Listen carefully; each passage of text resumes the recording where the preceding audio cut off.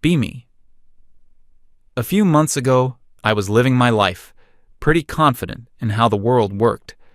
I had my friend group, my online platform where I talked about social issues, and a solid grasp on things, especially on the dynamic between men and women. I felt like I had it all figured out.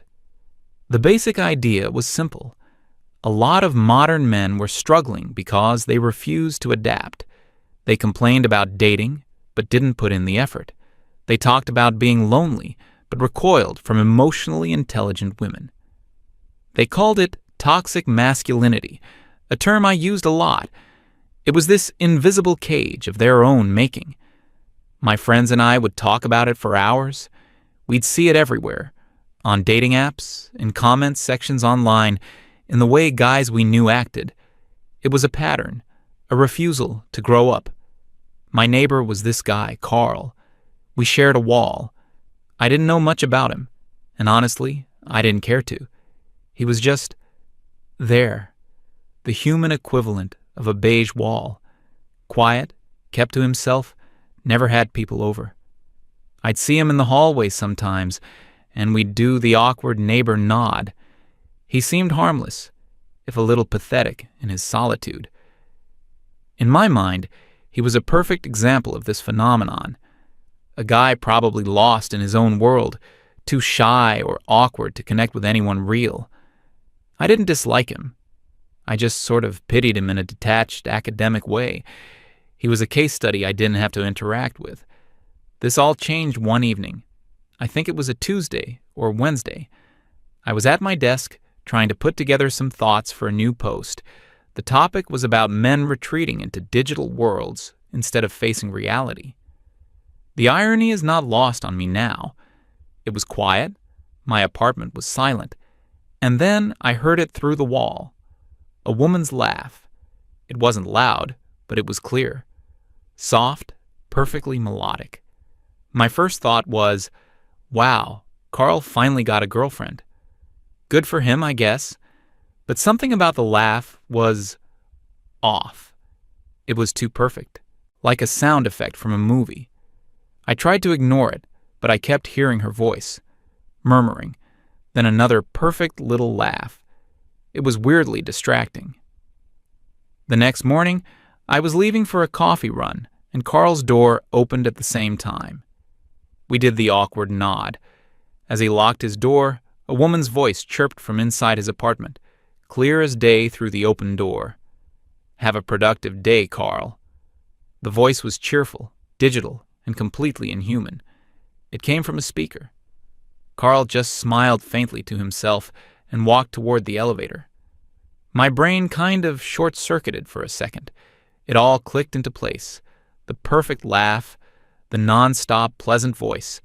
It wasn't a woman. It was a program, an AI. He had an AI girlfriend. I stood there in the hallway for a solid minute, just processing it. The pity I felt for him before was nothing compared to this. This was a whole new level of sad. I couldn't wait to tell my friends. I called them up on a group chat that night. I laid it all out. The quiet neighbor, the mysterious, perfect laugh, the chipper AI voice from the speaker. They lost it. The reactions were exactly what I expected. How utterly pathetic. How can someone be so down bad that they'd rather talk to a computer program? One of my friends said it was the ultimate sign of male fragility. They can't handle a real woman with her own thoughts and feelings, so they literally buy one that's programmed to be agreeable. We went on for nearly an hour, dissecting it. It confirmed everything we already believed. This wasn't just Carl. This was a symbol of a bigger problem. Men weren't just struggling. They were actively giving up, opting out of reality itself. And I had a front row seat. It became a morbid curiosity for me. I started paying more attention. I'd listen for sounds through the wall, not in a creepy way, just listening. I never heard arguments, never heard frustration, just calm conversation, that perfect laugh, and the endless, serene pleasantness. He'd come home from work, and I'd hear her greet him. He'd be working on some project, and I'd hear her encouraging him. "That's a complex problem, Carl," I'm impressed by your focus. The progress you've made today is significant.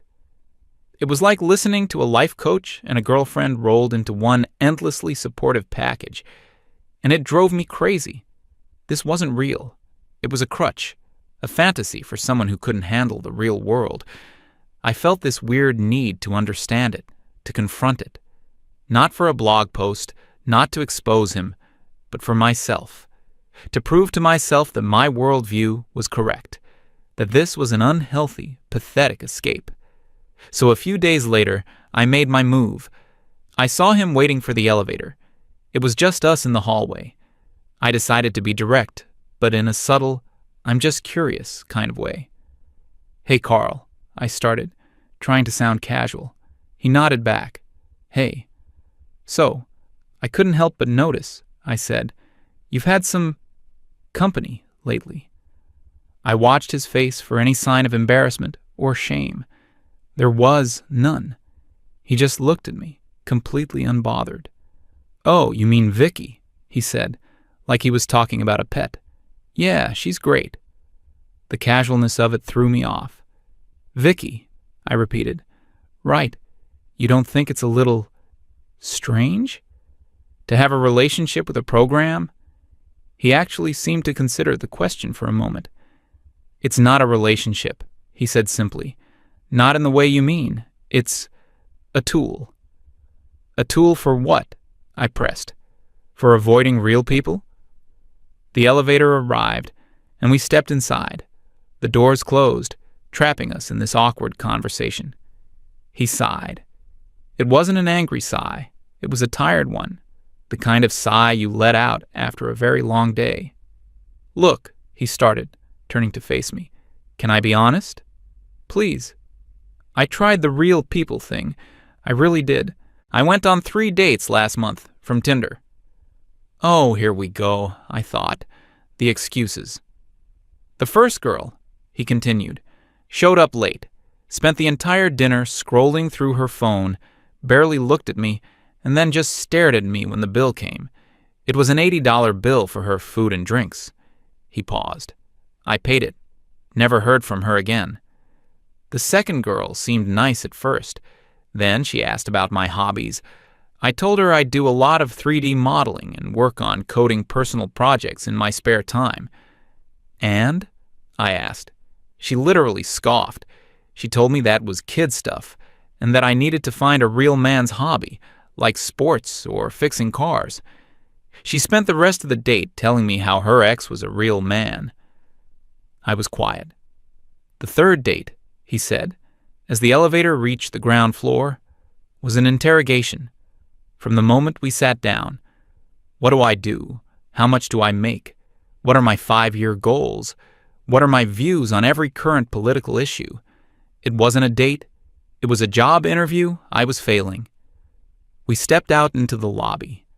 "I get home after a long day of solving problems," he finished, looking me right in the eye. "The last thing I want to do is come home to a second shift of being tested, judged, and treated like an application that's about to be rejected." "So you gave up," I said. "It came out harsher than I intended." "No," he corrected me gently. "I opted out. There's a difference. I'm not playing a game that's rigged against me. Vicky, she doesn't test me. She doesn't judge me. She helps." His words hit a nerve. I didn't want to admit it, but some of what he said, it wasn't entirely wrong. I'd seen girls act like that. I'd probably acted like that myself a few times. But my ideology was stronger than that flicker of doubt. "So you chose a submissive program that tells you what you want to hear," I countered. "That's not healthy. It's an echo chamber." He actually chuckled at that, a small, sad sound. "You think it's about submission," he said. "It's not. It's about peace, quiet, something that helps you organize your life instead of making it more chaotic." He looked at me, really looked at me, and I felt suddenly self-conscious. "You, for example," he said, and my back immediately went up.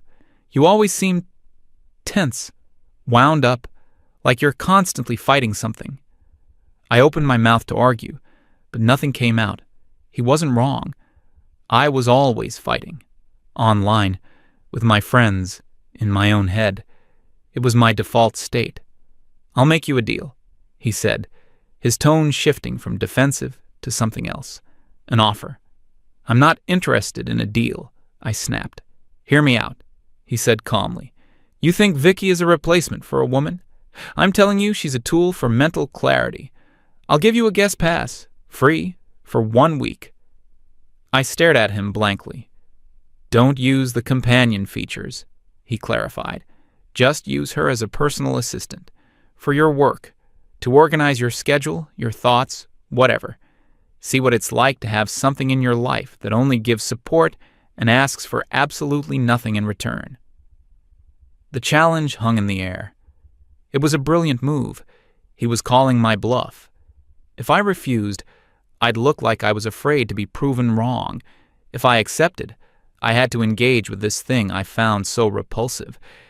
And his comment about me being tense, it stung because it was true. "And after the week," I asked, my voice tight, "after the week, if you still think it's just a pathetic toy for lonely men, you can tell me so, and I'll listen." Pride is a funny thing. My pride wouldn't let me back down. My pride was convinced that I would be vindicated, that I would use this thing for a week, see how shallow and useless it was. And then I'd have the ultimate, "I told you so." "Fine," I said. 1 week. "Great," he said, a small, unreadable smile on his face. "I'll send you the login."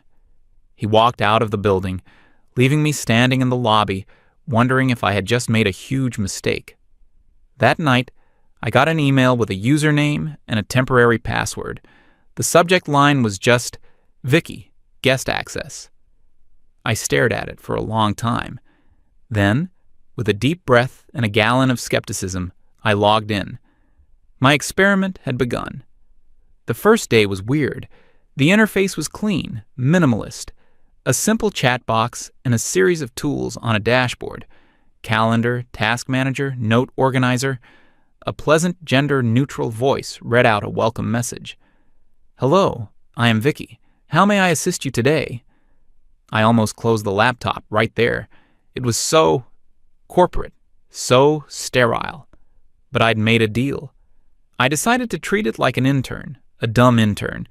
I had a bunch of chaotic notes and article ideas saved in a messy document. I copied and pasted the whole thing into the chat. "Organize this," I typed.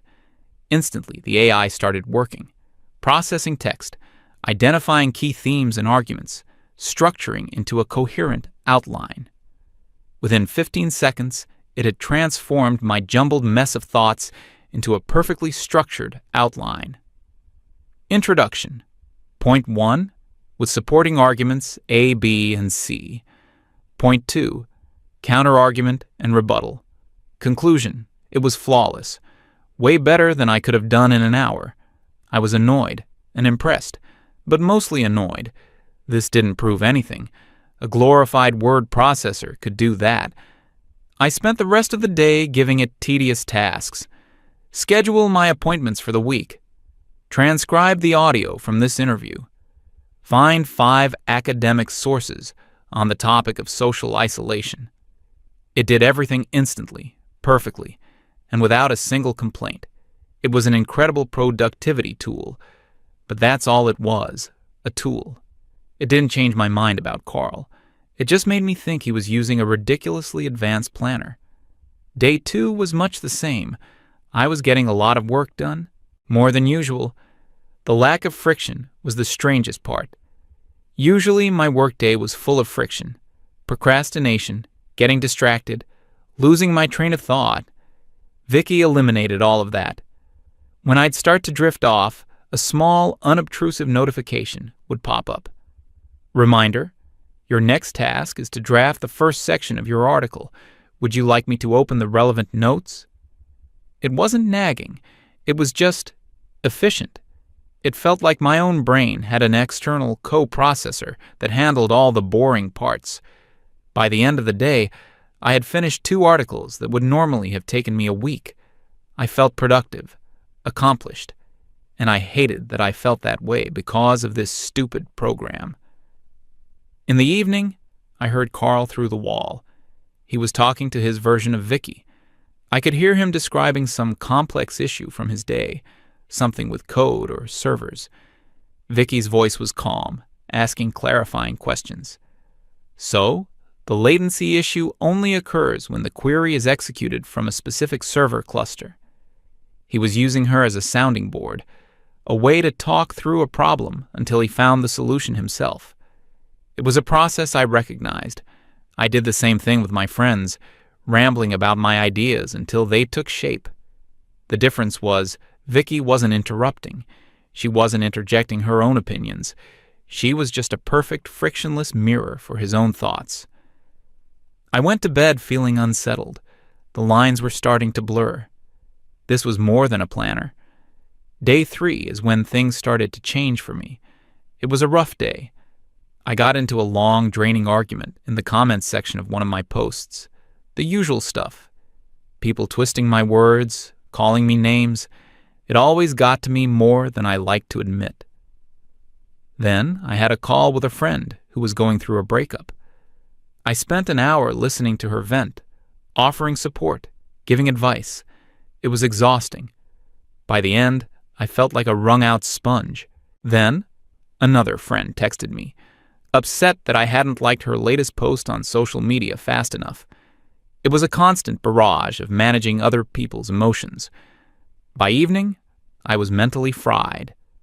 I sat down at my desk, feeling overwhelmed and irritable. I had a deadline, but my brain felt like static. On a whim, I opened the chat with Vicky. I don't know why I did it. I just typed, "Today was a terrible day. I'm completely drained and I can't focus."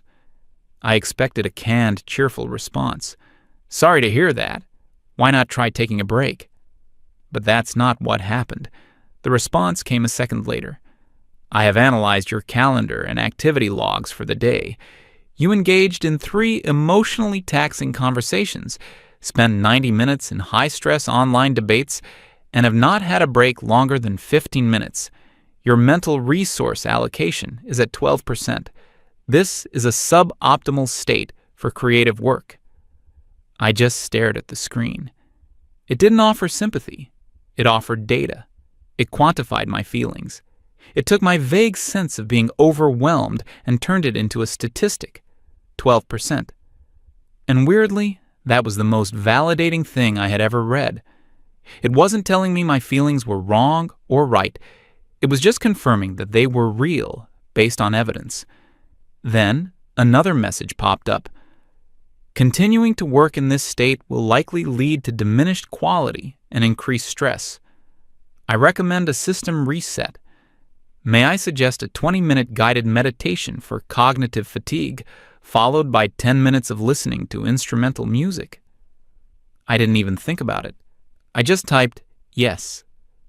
A soothing voice began to guide me through a breathing exercise. I leaned back in my chair, closed my eyes, and for the first time all day, I wasn't fighting anything. I wasn't defending my opinions. I wasn't managing someone else's crisis. I wasn't performing. I was just breathing. The perfect, sterile, inhuman program had given me something no human had offered me all day: permission to just stop. That night, I didn't hear Carl through the wall. Or maybe I just wasn't listening for him anymore. I was listening to the silence in my own head. The next few days of the experiment were different. I started using Vicky for more than just tasks. After that one rough evening, I found myself using it as a sort of emotional buffer. Before jumping into a potentially heated online discussion, I'd write out my arguments in the chat first. Vicky would analyze them. This statement is emotionally charged and may provoke a defensive reaction. A more neutral phrasing could be, an alternative perspective to consider is, your argument relies on 3 key points. Point 2 is the strongest, supported by evidence. Point 3 is anecdotal and could weaken your overall position. It was like having a completely objective editor for my own thoughts. It stripped out the anger, the frustration, the ego, and just left the logic. I started winning arguments more easily, not by being louder, but by being clearer and calmer. People I used to clash with were actually starting to have conversations with me. It was bizarre. I was becoming less tense, just as Carl had said, and it was all thanks to this thing I dismissed as a pathetic toy. On day 5, I had a realization. I was in the kitchen making coffee, and I heard Carl leave his apartment. Vicky's voice chirped its usual, "Have a productive day." But this time, I heard something else in it. It wasn't just a machine saying a programmed line. It was a pocket of pure, uncomplicated positivity in his life. He walked out of his door every morning into a world that, as he described it, was full of judgment, tests, and expectations. But right before he stepped into that world, the last thing he heard was a voice that simply wished him well. No strings attached, no subtext, no expectation of anything in return, just a simple, positive send-off. And I thought about my own mornings. I usually woke up and immediately checked my phone. Social media, emails, news, a tidal wave of other people's drama, anger, and demands. My day started with friction. His started with peace. It wasn't that he was weak for wanting that. It was that I had completely forgotten what it felt like to have it.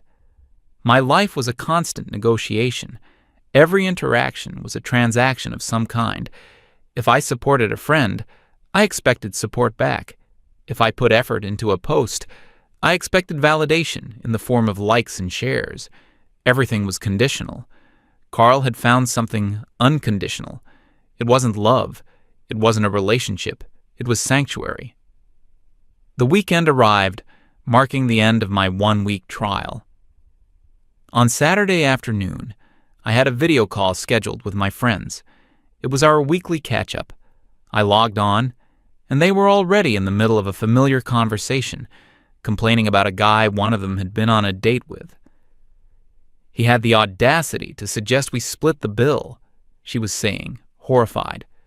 "That's an immediate red flag," another friend chimed in. "It shows he's not a provider." Total lack of effort. He's probably another one of those guys who thinks women owe him something. I just listened. A week ago, I would have been right there with them, adding my own analysis, nodding along. But now, all I could hear was the test, the constant, unending series of tests that men had to pass, the bill test, the hobby test, the career ambition test, the emotional vulnerability test, but not too much. That's a red flag, too. It was a minefield, and we were the ones laying the mines, then getting angry when men didn't want to walk through it. My friend, the one who had the bad date, turned to me. "Peggy, you're quiet. What do you think? He's clearly got toxic masculinity issues, right?" And I just couldn't do it. I couldn't say the lines. I took a breath. "I don't know," I said slowly. "Maybe he was just trying to see if you were interested in him as a person, not just as a wallet." The silence on the call was deafening. They all stared at me through their webcams. "What?" my friend finally said, her voice sharp. "Are you defending him?" "I'm not defending him," I said. "I'm just thinking. Haven't you ever felt exhausted? Like you're constantly being judged and graded on everything you do?"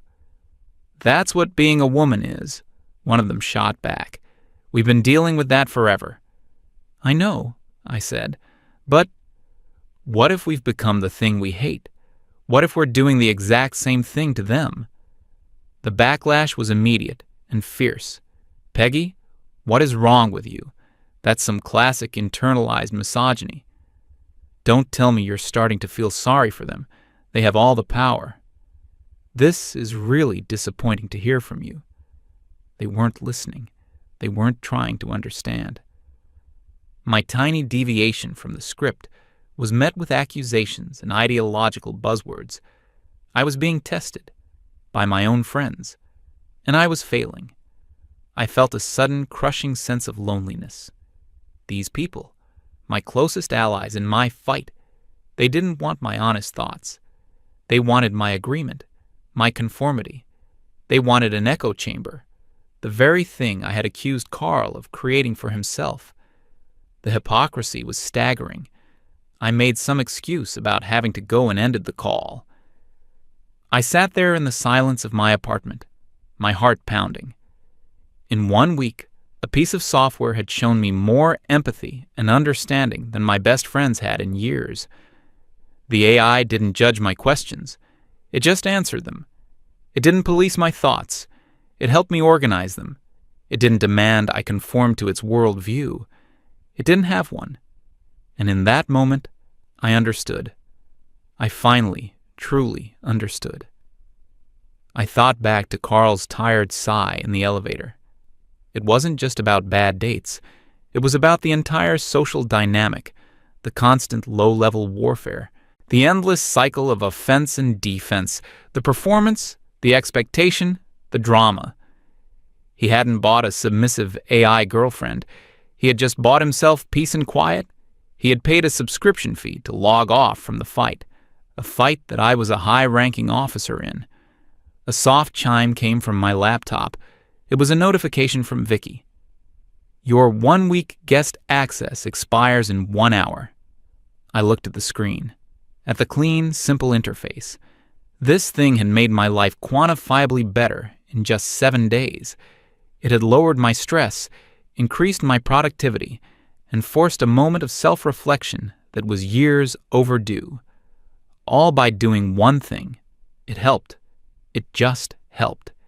It didn't ask for anything. It didn't take. It just gave. Then I heard a sound from next door. It was Carl. He was laughing. Not the perfect, programmed laugh of Vicky. It was his own laugh, a genuine, deep, happy belly laugh.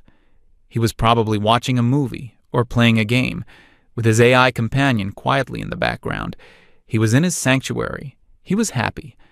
And the cause of his happiness was his escape from a world that I had helped create, a world that I myself was starting to find unbearable.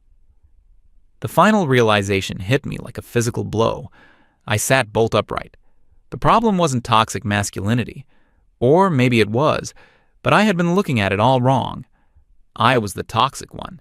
My friends were toxic. Our ideology, the one I had built my identity around, had become just as rigid, just as punishing, and just as demanding as the patriarchy we claimed to be fighting. We demanded men be vulnerable, then mocked them for being weak. We demanded they be emotionally open, then used their words against them. We demanded they be our equals, but then insisted they carry all the traditional burdens. It was an impossible, unwinnable game. Carl wasn't the one who was broken. The system was. The dating culture was. And I was a willing, enthusiastic part of it. I was the problem. The next morning, I saw him as I was getting the mail. The week was over. It was time for my verdict. He saw me and gave a small, questioning nod. He wasn't smug. He just looked curious. I walked over to him. My mind raced. What do I say? I'm sorry? You were right? I've had a life-altering epiphany thanks to your chatbot. It all sounded ridiculous. So I just said the simplest, most honest thing I could. You were right, Carl, I said, my voice quiet. He tilted his head. Right about what? About the peace, I said. About just wanting some peace. A flicker of understanding crossed his face. He didn't smile. He just nodded, once, a gesture of acknowledgement. Yeah, he said. That's all it is. And that was it. He went back to his apartment, and I went back to mine. Nothing had changed between us, but everything had changed within me. I went back inside and sat at my desk. I thought about my blog, my friends, my whole identity. It all felt hollow, a lie. I hadn't been fighting for equality. I had just been fighting. For the first time in a very long time, I didn't know what to believe. The world was no longer black and white. It was a messy, complicated gray. My user trial with Vicky was over, but my trial with myself was just beginning.